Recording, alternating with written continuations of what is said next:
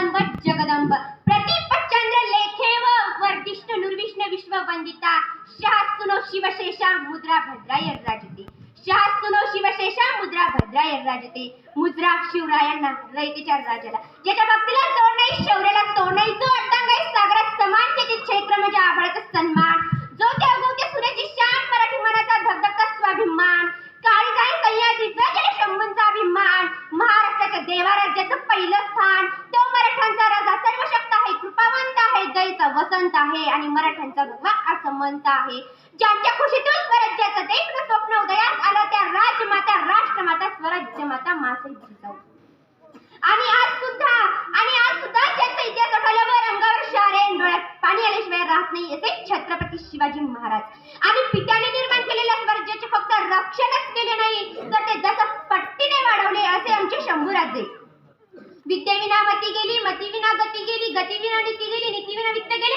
वित्तविना सूत्रे खचले या अनंत शब्दांनी या अंधारलेल्या जीवनात ज्ञानाची ज्योत पेटवणारे महात्मा ज्योतिबाराव फुले नाचू कीर्तनाचे रंगी ज्ञानदीप लावून असे म्हणणारे नामदेव महाराज दिवसभर आजच कराटे घेऊन गावं साफ करायची आणि रात्री कीर्तनाच्या माध्यमातून लोकांचं डोकं साफ करायची असं काम ज्यांनी केले ते संत गाडगे बघा रशियामध्ये जाऊन पहिला पोवाडा गाणारे शाहीर सम्राट अण्णाभाऊ साठे माझ्यासारखे एक सामान्य मुलगी या ठिकाणी बोलू शकते एक वक्ता म्हणून उभी राहू शकते ते फक्त आणि फक्त महात्मा ज्योतिबाराव फुले व सावित्रीबाई फुले यांच्यामुळे मैं मेरी झांसी नहीं दूंगी असं म्हणत त्या इंग्रजांशी लढा देणारी राणी लक्ष्मीबाई आणि ज्यांनी निर्माण केलेल्या राज्यघटनेच्या जोरावरती आज संपूर्ण देशाचा राज्यकारभार चालतो ते महामानव परमपूज्य डॉक्टर बाबासाहेब आंबेडकर सर्वप्रथम मी कुमारी आरती गणेश खांडेकर या सर्व महान मानवांचे चरणी नतमस्तक होते व त्यांना माझे विनम्र अभिवादन करते आणि मी माझ्या वक्तृत्वास सुरुवात करते जिथे शिवभक्त उभे राहतात तिथे बंद पडते भल्या भल्यांची मती जिथे शिवभक्त उभे राहतात तिथे बंद पडते भल्या भल्यांची मती अरे मरणाची कुणाला भीती अदर्श आमचे राजे शिव छत्रपती अरे मरणाची कुणाला भीती अदर्श आमचे राजे शिव छत्रपती छत्रपती शिवाजी महाराज म्हणजे कोण 36 हत्तीचे बळ असणारे त्रस्त मोघलांना करणारे परत न फिरणारे तिन्ही जगात जाणणारे शिस्तप्रिय वाणिज्य तेज जिजाऊंचे पुत्र महाराष्ट्राची शान हा हार न मानणारे राष्ट्राचे हितचिंतक जनतेचा राजा म्हणजे छत्रपती शिवाजी महाराज अशा या रयतेच्या राजास या जिजाऊच्या लेकीचा मानाचा मुजरा खरं तर ज्या वयात बावलांचा खेळ मांडून संसाराची तालीम रचण्यात मुलं दंग असतात त्या वयात तलवारीची मूठ घट्ट पकडण्यात दंग असणाऱ्या राजमाता राष्ट्रमाता स्वराज्य माता मासाहेब जिजाऊंना माझा मानाचा मुजरा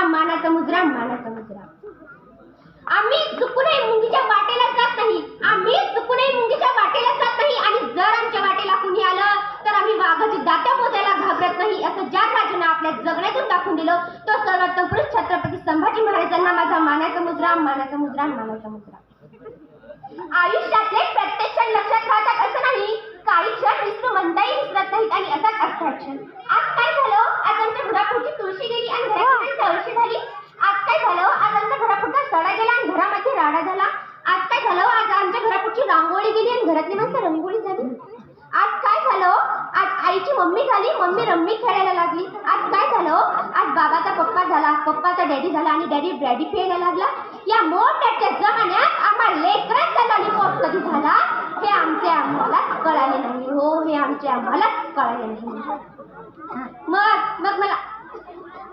मग मला सांगा हो प्रत्येक एका माता पित्याला वाटतं माझ्या मुलाने शहरात घर घ्यावं आणि मुलाने शहरात घर घ्यावं म्हणून आपले आई वडील राबतात कष्ट करतात जमीन विकतात गरज पडली तर घर विकून भूमिहीन सुद्धा होतात मुलगा तिकडे शहरात नवीन घर घेतो मुलाला नोकरी लागते नोकरी लागली इकडे छोकरी मिळते आणि कधी त्या छोकरीच्या प्रेमात वेडा होतो आणि म्हाताऱ्या आई वडिलांनाच विसरतो रे आणि आपल्या या म्हाताऱ्या आई वडिलांनाच विसरतो मित्र मग मी म्हणते तुम्हाला प्रेम करायचं ना करा कोणासारखं करायचे सांगते ऐकताय ना ऐकताच नाही अरे तुम्हाला प्रेम करायचं ना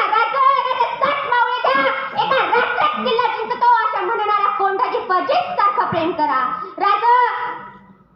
राज हा तुटला तरी रडत राहतो त्याचं नाव तानाजी सारखं प्रेम करा वीर छत्रपती संभाजी महाराजांसारखं प्रेम करा राजमाता राष्ट्रमाता स्वराज्य माता मासाहेब जिजाऊ सारखं प्रेम करा छत्रपती शिवाजी महाराजांसारखं प्रेम करा मग मला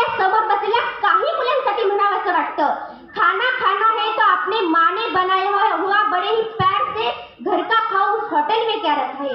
प्यार करना है तो अपने माँ बाप से करो, इन लड़कियों में और उन लड़कों में क्या रखा है, इन लड़कियों में और उन लड़कों में क्या रखा है। मला सांगा कशाचे शाही महाराजांचं का प्रत्येक लढ्यात यशस्वी झालेत महाराज? अडचणी आम्हाला देतात का महाराजांना नव्हत्या? अरे 50 वर्ष आधीचा कालखंड काढून बघा, प्रत्येक प्रसंग मृत्यूचाच आहे। हृदय खानाला मृत्यूच आहे, अफजल खान 40,000 फौजींशाला मृत्यूच आहे, शाहिस्ता खान 1.25 लाखाची फौज घेऊन आला मृत्यूच आहे, मिर्झा राजा जयसिंग 3.25 लाखाची फौज घेऊन आला मृत्यूच आहे। महाराज औरंगाबादला गेले, कैद्यात अडकले, औरंगजेब तर महाराजांना ठार मारण्यासाठी ठचलाय। मग पुरंदरचा तह झाला तेव्हा 40 किल्ले होते स्वराज्यात, पुरंदरचा तह झाला तेव्हा 40 किल्ले होते स्वराज्यात। अहो त्या 40 पैकी 10 मध्ये 23 किल्ले द्यावे लागले। 23 किल्ले काय, छोटे मोठे 17 किल्ले राहिलेत। आतापर्यंत जे कष्ट, जे समर्पण, जो बलिदान, जो त्याग, जो मावळ्यांचा पराक्रम, हे सगळं उभारलेलं द्यावं लागलं। अहो कोरोनामध्ये आमचा धंदा 2 वर्ष बंद पडला तर माणसं आत्महत्येचा विचार करू लागली, म्हणायला लागली आता काय होणार, आता काही खरं नाही, होतं नव्हते ते सगळं गेलं, आता काय होणार, आता काही खरं नाही। अरे महाराजांचं तर सगळंच गेलंय, खचला असता, निराश झाला असता एखादा, पण नाही, त्याहूनही अडचण। महाराज आग्र्यात गेले, कैदेत अडकले, तिथून जिवंत परत येतील की नाही माहीत नाही, पण महाराज तिथूनही परत आले, 1665 ला फक्त 70 किल्ले होते स्वराज्यात आणि अवघ्या 9 वर्षात म्हणजे 6 जून 1674 रोजी राज्याभिषेकाच्या वेळी 360 किल्ले होते स्वराज्यात। मग मला म्हणायचे वाटते, डोळे तर रोखुनी आग, श्वासात तर रोखली वादळ, डोळे तर रोखुनी आग, श्वासात तर रोखली वादळ, एकटा मराठी आमचा हिंदवी विवाह ग, एकटा मराठी आमचा हिंदवी विवाह ग, एकटा मराठी आमचा हिंदवी विवाह ग। कुणीही घ्यावं, कुणीही तानाजी, बाजी, येसाजी, कुणीही, प्रत्येकाचं आयुष्य सांगतं कसं जगावं आणि कसं मरावं। एक माणूस असा तो दिलेर खान आला नाशिकच्या दिशेने, तेव्हा काही त्या भागातले किल्ले मराठ्यांनी जिंकले होते। तेव्हा त्या भागातले काही किल्ले मराठ्यांनी जिंकले होते। दिलेर खान पठाण, तेव्हा या दिलेर खान पठाण येतो, याची कुणकुण मराठ्यांना लागली आणि एक सरदार, त्याचं नाव रामाजी बांगेरा, अवघ्या 700 मावळींशी उभा राहिला। त्याला कळालं आज ना उद्या दिलेर खान स्वराज्यात घुसणार, त्याला स्वराज्यात घुसता येऊ नये म्हणून अवघ्या 700 मावळींची त्या करेरगडाच्या पायथ्याशी व्यस्ता घालत बसला। त्याला कळालं दिलेर खान पठाण नेतोय 30,000 फौजींशी, मोठा हट्टी कट्टी जिवंत दिलेर खान 30,000 फौजींशी। अहो दुसरा कुणी असताना तर दिलेर खान येतोय म्हटल्या बरोबर पळत सुटला असता, डिपॉझिट पण राहणार नाही, पण नाही, दिलेर खान येतोय म्हटल्या बरोबर रामाजी बांगेरा आपल्या 700 मावळ्यांना म्हणाला, दिलेर खानाशी झुंजायचंय, दिलेर खानाशी झुंजायचंय, जे जातीचे असतील ते सोबत येतील, लक्षात ठेवा, लढेल त्याला सोन्याची कडी आणि पळेल त्याला चोळी बांगडी, काय घ्यायचंय ते ठरवा, आणि बघता अभितर 700 मावळ्यांचा किंकार झाला। हर हर महादेव, हर हर महादेव।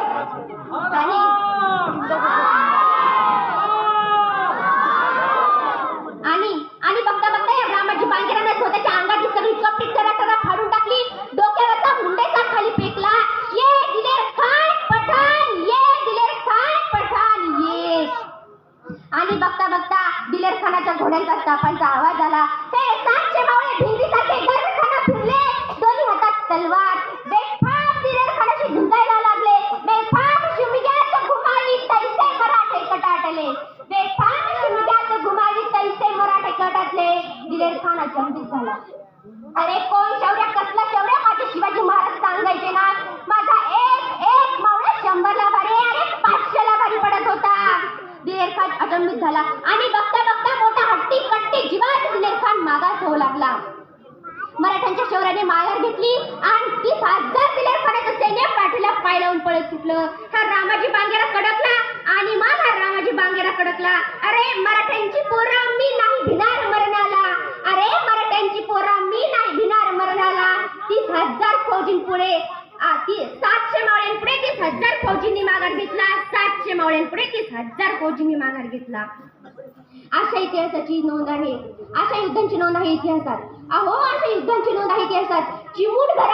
चिमूटभर लोकांनी परातभर माणसांचा पराभव केला. इथं आहे माझे शिवचरित्र. मित्र, मला सांगा, ऐते मातीसाठी मरायला आणि मारायला माणसं केव्हाही का तयार? काय असेल त्याचं कारण? त्याचं कारण असं आहे की हे राज्य कुण्या राजा महाराजाचं नाही, हे राज्य कुण्या बादशाहाचं नाही, हे राज्य कुण्या सुलतानाचं नाही, हे राज्य आहे तर रयतेचे. आणि जिथे रयतेचे राज्य असते ना, तिथे मातीसाठी मरायला आणि मारायला माणसं केव्हाही तयार असतात. पन्हाळगड म्हटलं की शिवकाशीचा त्याग आमच्या डोळ्यासमोर येतो. विशाळगड जरी आता हिरव्या फडक्यांनी सजला असला तरी 350 वर्षापूर्वी ती हिरवी फडकी फाडून फेकून टाकून तिथे एकच भगवा फडकत होता. तो पराक्रम आजही आमच्या डोळ्यासमोर येतो. पण कुठे या कथेला सुरुवात झाली, कुठे फिरकी पडली. बाजी प्रभू, फुलाजी प्रभू, शिवकाशी, छत्रपती शिवराय, त्या रोहिणी खिंडात पेटून उभी राहणारी ती मराठी भूत होती. कुठनं त्यांना ही ताकद मिळाली? 350 वर्षापूर्वी. 350 वर्षापूर्वी 32 दाताचा बोकड आई भवानीच्या मूर्तीवरती धाक घालून चालून आला होता. मैं जाऊंगा हजरत दिल्लीला, उसे दख्खन की घाटी में पहुंचाने, असं म्हणत अफजल खान तिथे आला. मग मला त्या अफजल खानासाठी म्हणावंसं वाटतं.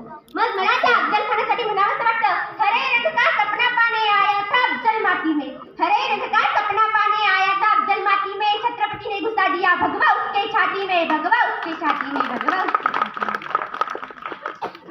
मित्र, प्रत्येक पुरुषाच्या पाठी एक स्त्री असते. तसेच शिवरायांच्या पाठी जिजाऊ होत्या म्हणून शिवराय घडले. दिला तर दणकाच, मोडला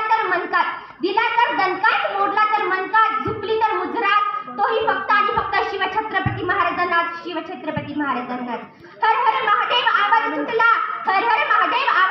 मुघलांच्या कपाळी घामच फुटला. मावळ्यांच्या उठल्या तलवारी मुघल पळती माघारी. राजे तुम्ही अजून 10 वर्ष जगला असताना तर मुघलांनी पण भगवाच फडकवला असता.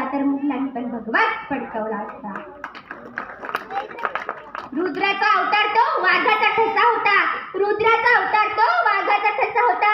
अरे विचारा त्या सह्याद्रीला आणि सागरहरींना, माझा शिवबा कोण होता? मित्र, एक नरक पुरंदर नावाचे इतिहासकार खूप छान म्हणतात. ते म्हणतात, शिवबा श्रद्धाळू होते पण शिवबा अंधश्रद्धाळू नव्हते. राजे कठोर होते पण राजे क्रूर नव्हते. राजे व्यावहारिक होते पण राजांच्या व्यवहारात शून्य नव्हता. महाराजांनी महाराष्ट्राला आव्हान केले की मी शत्रूशी शत्रू सारखाच वागेल आणि मित्राच्या पाठीवर कधीही हात ठेवून दंगा करणार नाही. त्याच महाराजांच्या महाराष्ट्रात पाठीवर हात ठेवून खंजर खुपसणाऱ्या अवलादी निर्माण झाल्या. हीच आजची मोठी शोकांतिका आहे आणि हेच आज आपल्याला बदलायचे आहे. मित्र हो, एवढ्या कळकळीनं आणि एवढ्या तडफदारपणे आपल्या पुढे जी मुलगी बोलत आहे ती आपल्याच गावची. पण आज त्याच महाराजांच्या महाराष्ट्रात पाठीवर हात ठेवून खंजर खुपसणारे अवलादी निर्माण झाल्या. हीच आजची मोठी शोकांतिका आहे आणि हेच आज आपल्याला बदलायचे आहे. मित्रांनो, तुम्हाला महाराजांच्या आयुष्यातला एक प्रसंग सांगते. फक्त 100 मावळ्यांना घेऊन महाराजांनी रमजानच्या दिवशी लाल महालावर छापा टाकायचे ठरवले. तेव्हा शाहिस्ता खान तिथे आपला डेरा टाकून बसला होता. शाहिस्ता खानाला कळालं महाराजांनी छापा टाकायचा ठरवला. हे ऐकताच क्षणी शाहिस्ता खान पळत सुटला आणि जाऊन लपलाय तर कुठे? बायकांच्या गरड्यात. कारण त्याला माहित होतं, आपल्याला जर जगायचे असेल, वाचायचे असेल तर आपल्यासाठी सर्वात सुरक्षित स्थान म्हणजे बायकांचा गरडा. महाराजांना कळालं की शाहिस्ता खान बायकांच्या गरड्यात लपलाय. महाराज तप्त झाले. हालचाल नाही, चाहूल नाही, श्वासांचा आवाज देखील नाही. शाहिस्ता खानाला वाटलं महाराज गेले की काय. शाहिस्ता खान बायकांच्या गरड्यातून बाहेर आला. महाराजांना कळालं, शाहिस्ता खान पळत सुटला. महाराजांनी शाहिस्ता खानाची बोटं कापली. तेव्हा सगळीकडे धावपळ सुरू होती आणि या धावपळीतच शाहिस्ता खानाची बहीण शाहिस्ता खानाजवळ आली आणि म्हणाली, गजब हो गया. शाहिस्ता खान म्हणाला, क्या हुआ बहना, क्या हुआ? शाहिस्ता खानाची बहीण म्हणाली, वो लड़का सिवा मेरी बेटी को उठा कर ले गया. त्यावेळी खानाने उत्तर दिलं, वो लड़का सिवा किसी की उंगलियां काट सकता है, वो लड़का सिवा किसी का पेट फाड़ सकता है, वो लड़का सिवा किसी की गर्दन काट सकता है, लेकिन किसी बेटी और औरत पर हाथ नहीं डाल सकता. इतकी जाण शिवाजी महाराजांनी त्या खाण्याला होती बघा. मित्रांनो, शिवरायांच्या दरबारात कधी नाचगाणी झाली नाही, पण आज त्याच शिवरायांच्या महाराष्ट्रात एका अल्पवयीन मुलीवर अन्याय अत्याचार होतोय. त्याच महाराजांच्या महाराष्ट्रात असं पोपडीसारखे प्रकरण घडतात का हो? वर्तमानपत्राचं पहिलं पान उघडलं की बातमी असते एका अल्पवयीन मुलीवर अन्याय अत्याचार बलात्कार. मधलं पान उघडलं की बातमी असते शेतात जाणाऱ्या स्त्रीवर अन्याय अत्याचार बलात्कार. अरे काय चाललंय काय या शिवरायांच्या महाराष्ट्रात? ज्या शिवरायांनी परस्त्रीला नेहमी मातेचा आणि भगिनीचा दर्जा दिला, त्या शिवरायांच्या महाराष्ट्रात असे पोपटीसारखे प्रकरण घडतात. अहो 2 वर्ष झाली त्या कोपर्डी प्रकरणाला. संपूर्ण 2 वर्ष झाली त्या कोपर्डी प्रकरणाला. पूर्ण बहुजन समाज एकत्र आला हो त्या माझ्या ताईसाठी. पूर्ण बहुजन समाज एकत्र आला हो त्या माझ्या ताईसाठी. पण नाही हो फाशी झाली त्या माझ्या ताईसाठी. म्हणून म्हणते राजे पुन्हा जन्माला या. गरज आहे तुमची या महाराष्ट्रातील मातीला.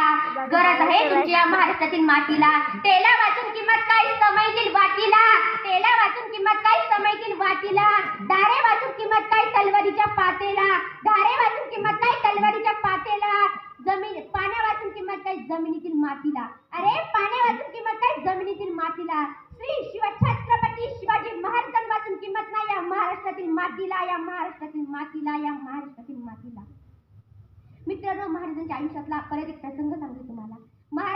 महाराज कोंढाण्यावर एकदा कुतुबशाहला भेटायला गेले. तेव्हा कुतुबशाह कोंढाण्याचा राजा होता. एक राजा आपल्या भेटीला आलाय म्हणून कुतुबशाह त्याला आपले राज्य दाखवू लागला.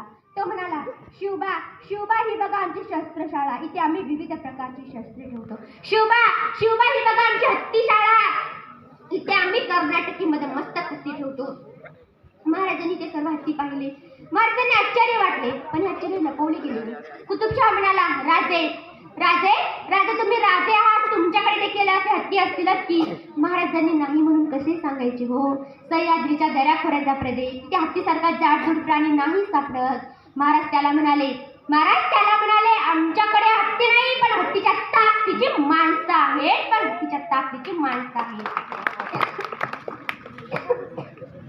हे ऐकता क्षणी कुतुबशाह हसायला लागला आणि म्हणाला, अशी माणसं काय असतात कुठे?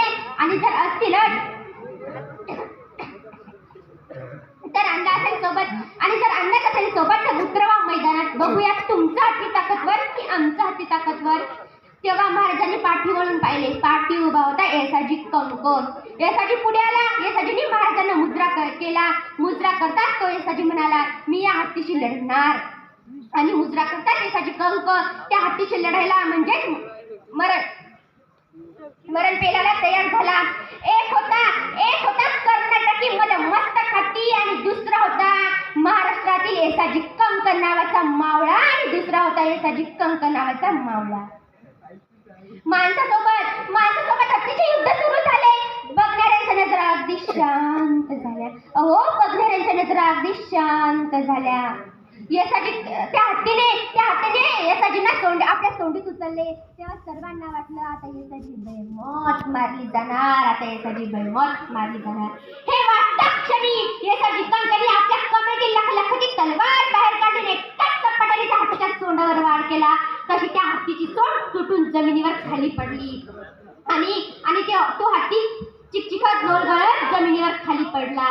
अशा प्रकारे एका कर्नाटकीमध्ये मस्त हत्तीला महाराष्ट्रातील हत्तीने लोळावलं होतं. अरे शपथ मला त्या तळपत्या तलवारीच्या पातेची. आस नाही आयुष्याची आणि भीती नाही मृत्यूवाची. वाघालाही शांत करणारी ही जात मावळ्यांची. हे शौर्य, हा धाडस, हा पराक्रम पाहून कुतुबशाह पुढे आला. त्याने आपल्या गळ्यातील सोन्याचा कंठ बाहेर काढला. तसा येसाजी पुढे धरला. येसाजी 2 पावले मागे सरला. तो म्हणाला, आमचं कौतुक करायला आमचा राजा खंबीर आहे. इथल्या मावळ्यांनी कधी आपल्या पाठीवर कोणी आयरागिरीची थाप पडू दिली नाही. अरे निष्ठा यांची जात आहे, मावळा यांचं नाव आहे. म्हणून मला सांगावेसे वाटते. वही हिंदू है जो अल्लाह को भगवान समझे. वही मुसलमान है जो भगवान को रहमान समझे. यही संदेश है गीता का और पैगाम है कुरान का. इंसान तो वो है विचारों पर चले, जो मेरे शुभा के विचारों पर चले, जो मेरे शुभा के विचारों पर चले। उन्होंने नस देखी हमारी और बीमारी लिख दिया, उन्होंने नस देखी हमारी और बीमारी लिख दिया। हमने रुख पूछा तो प्यारे लिख दिया, अरे हमने रुख पूछा तो प्यारे लिख दिया। कर्जदार रहेंगे हम उस वैद्य के, कर्जदार रहेंगे हम उस वैद्य के, जिसने दवा में छत्रपति शिवाजी महाराज का नाम लिख दिया, जिसने दवा में छत्रपति शिवाजी महाराज का नाम लिख दिया। खरं तर आजकाल असं म्हणतात की जिथे मस्तक टेकवावं अशा नमस्कारांच्या जागा फार कमी होत चालल्यात, पण ज्यांचं नाही का आमचं नमस्तक नतमस्तक झाल्याशिवाय राहत नाही, त्या राजमाता राष्ट्रमाता स्वराज्य माता मातेची जाऊ 33 कोटी देवांची कोट्यावधी मंदिरे असतील, 33 कोटी देवांची कोट्यावधी मंदिरे असतील, पण त्याची पूजा फार कमी माणसं करतात। पण त्यात माझ्या राजाचं एकही मंदिर नसताना तरी माझ्या राजाची पूजा कोट्यावधी माणसं करतात। ते छत्रपती शिवराय, ते छत्रपती शिवराय। एक माणूस असतो तो एसटीची वाट बघत थांबलेला असतो, तिथेच एसटी येते, तो एसटीला हात करतो, एसटी जाऊन सीटवर बसतो, कंडक्टर म्हणतो तिकीट द्या, तो माणूस म्हणतो 2 तिकीट द्या, कंडक्टर म्हणतो अहो तुम्ही एकच तिकीट घ्या ना, 2 तिकीट कशाला घेताय? त्यावेळी तो माणूस म्हणतो अहो एक हरवलं तर दुसरं हवं। कंडक्टर फार हुशार, कंडक्टर म्हणतो अहो एक हरवलं तर दुसरं घेताय, दुसरं हरवल्यावर काय कराल?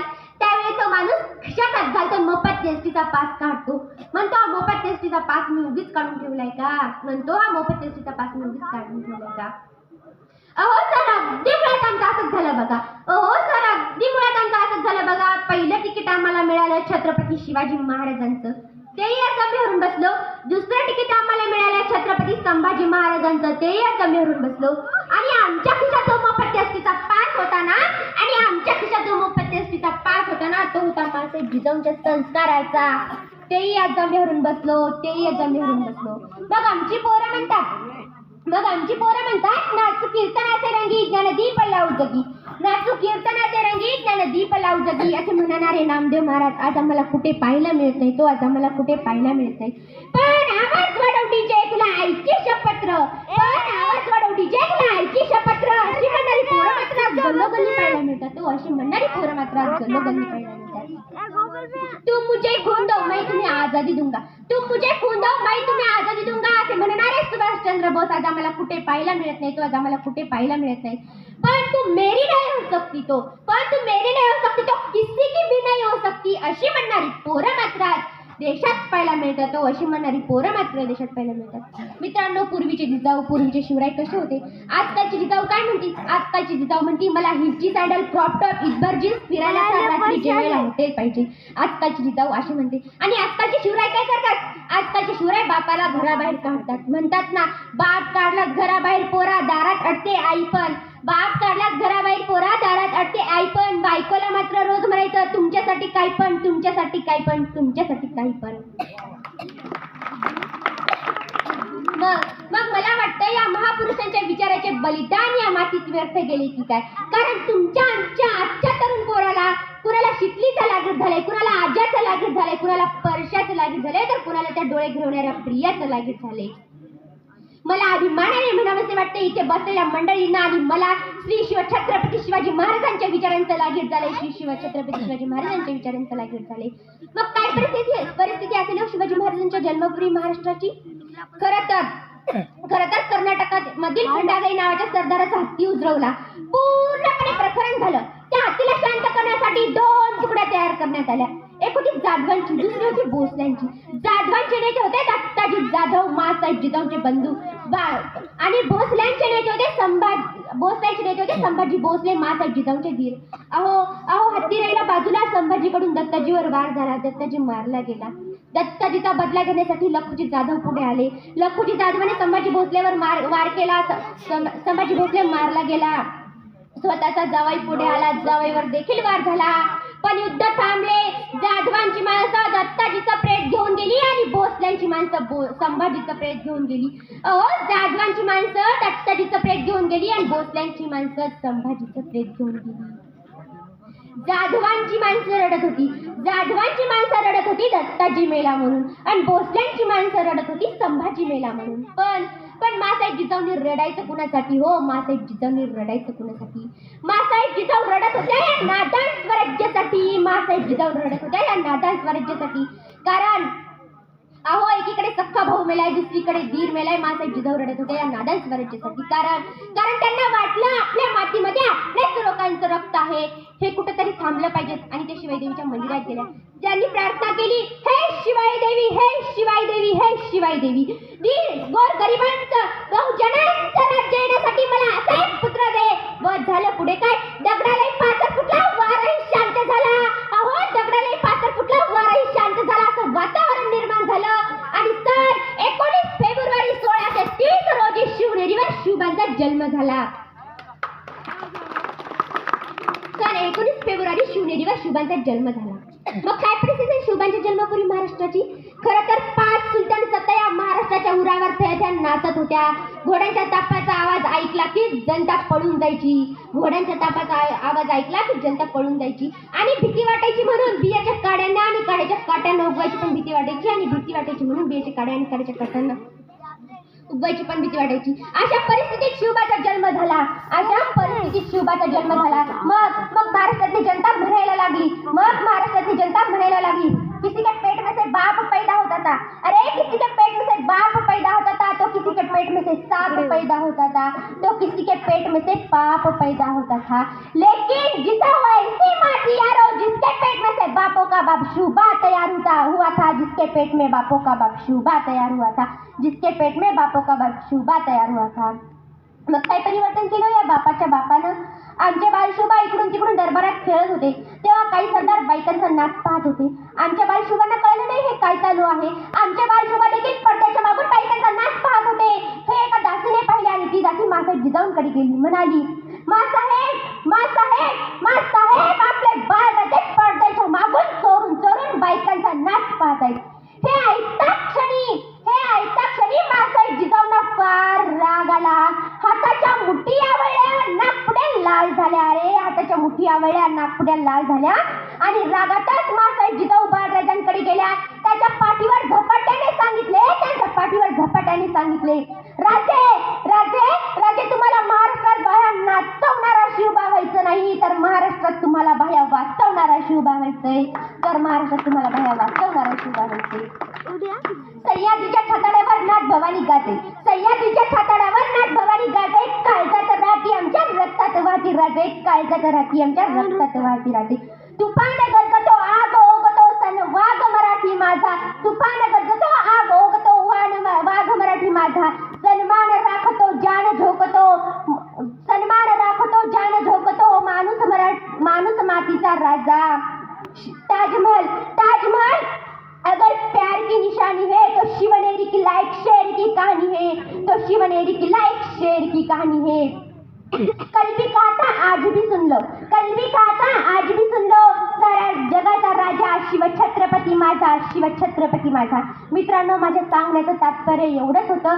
आपण शिवजयंती साजरी करतो. शिवजयंती का साजरी करायची आणि कशी साजरी करायची? मित्र, आपण शिवजयंतीला डीजे लावतो, नाचगाणी करतो. माझं याच्याबद्दल काहीही म्हणणं नाही. तुम्ही डीजे लावा, गाणी लावा, नाचा, मला याच्याबद्दल काहीही बोलायचं नाही. पण तुम्ही शिवाजी महाराजांची गाणी लावता, त्या गाण्यावर तोंडात बुटका खाऊन दारू पिऊन नाचता, ही होती का शिवरायांची गुन्हा? अरे, तुम्हाला शिवजयंती साजरी करायची ना, तुम्हाला शिवजयंती साजरी करायची ना, तर आज शिवजयंती आहे, तर आज सर्वांनी शिवरायांचा एक गुण अंगी घेऊन बघा. बघा तुमच्या आयुष्याचं कसं कल्याण होतं. आणि जर तुम्ही शिवरायांचा जर शिवजयंतीला एक गुण जर बाळगला ना, तर तुमच्या आयुष्याचं कल्याण झाल्याशिवाय राहणार नाही. हा माझा तुम्हाला शब्द आहे. मित्रांनो, मी पूर्वी देखील सांगितलं आणि पूर्वीप्रमाणे आताही सांगते. जर तुम्हाला महाराजांचं नाव हातावर कोरायचं असेल ना, तर तो हात कुठलाही अनुचित काम करणार नाही याची काळजी घ्या. जर तुम्हाला महाराजांचं टी-शर्ट अंगात घालायचं असेल ना, तर तो टी-शर्ट अंगात घातल्यानंतर कुठल्याही चुकीच्या ठिकाणी जाणार नाही याची काळजी घ्या. जर तुम्हाला महाराजांचं लॉकेट गळ्यात घालायचं असेल ना, तर तो लॉकेट गळ्यात घातल्यानंतर तुम्ही कुठलाही वर्त चुकीचा नसेल याची काळजी घ्या. जर तुम्हाला महाराजांच्या अंगठ्या बोटात घालायच्या असतील ना, तर त्या अंगठ्या बोटात घातल्यानंतर ती बोटं कोणालाही द्वेष करण्यासाठी दाखवली जाणार नाही याची काळजी घ्या. जर तुम्हाला महाराजांचं नाव तोंडात घ्यायचं असेल ना,